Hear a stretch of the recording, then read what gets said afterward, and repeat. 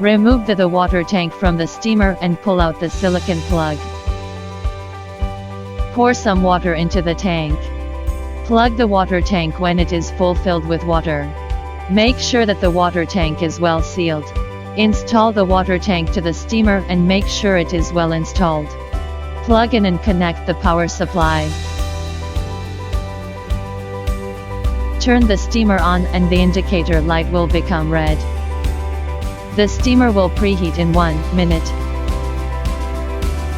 You can press the button under the handle after 1 minute, then the steamer will steam. Attention! 1. Turn it on at the correct voltage.